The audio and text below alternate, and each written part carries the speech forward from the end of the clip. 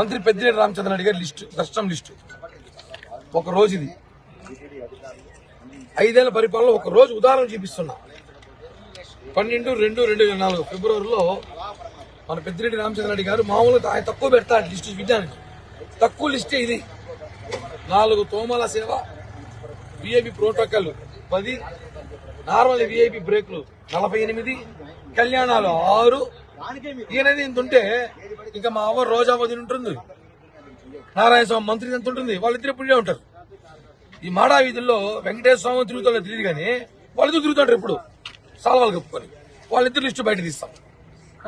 ఇదేంది ఇదే? ఏదో బస్సులు వేసుకుని తిప్పినట్టు జనాల్ని.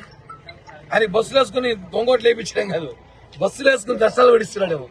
ఒక మంత్రికి 54 మంది దర్శనాలు రోజుకి. దాంట్లో తోమల సేవ, ఎవరో సామాన్య భక్తుడు తోమల సేవ చూసి ఎన్ని సంవత్సరాలు ఏంటి సార్? మీడియా వాళ్ళు మీరు చూసారా? రాజకీయ నాయకులు మేము చూడాలి. తిరుపతి స్థానికులు 10 ఏళ్ళు తోమల సేవ చూసి, తోమల సేవ రోజుకి 4 ప్రోటోకాల్ బ్రేకులు. ఎవరండి వీళ్ళందరూ? ఆఫ్ఘనిస్తాన్, పాకిస్తాన్ అక్కడి చూసిన జనాలు ఎంత భారతీయులకు లేరు ఊరు. ఏంటి తిరుమలలో ఎగ్జాంపుల్ ఇవన్నీ చెప్తున్నా కదా. ఇలాంటివన్నిటికీ ధర్మారెడ్డి పర్మిషన్ ఇచ్చినాడు. అడిగితే కేసులు పెడతారు. ధర్మారెడ్డి పేరుతో ఉండవు, ఆయన అందరి పేరుతో వాడుకుంటాడు. ఆయన పేరు మాత్రం ఉండదు. ఆయన పవిత్రతను నిరూపించుకోవడానికి ఆయన శేఖర్ రెడ్డి పేరు, ఇంకో రెడ్డి పేరు, రెడ్డి గారి పేరుతో వాడుకుంటాడు తప్ప ఇలాంటివి లిస్టు తీస్తాం బయట.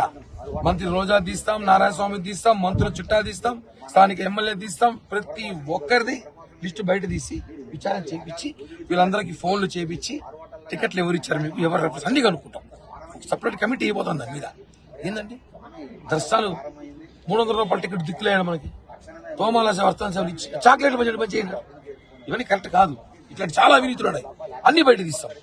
చెప్తున్నా కదా, జనసేన పార్టీ లక్ష్యం తిరుమల పూర్తిగా ప్రక్షాళన చేయబోతున్నాం. 5 ఏళ్ళ వచ్చిన అవినీతి అన్ని కూడా ఆపేయబోతున్నాం. మంచి పరిపాలనలో భక్తులకి నిజంగా దేవుని దగ్గరగా చూసే భాగ్యం కల్పించే విధంగా రాబోయే బోర్డు కూడా ఉంటుందని చెప్పి కూడా తెలియజేస్తున్నాం.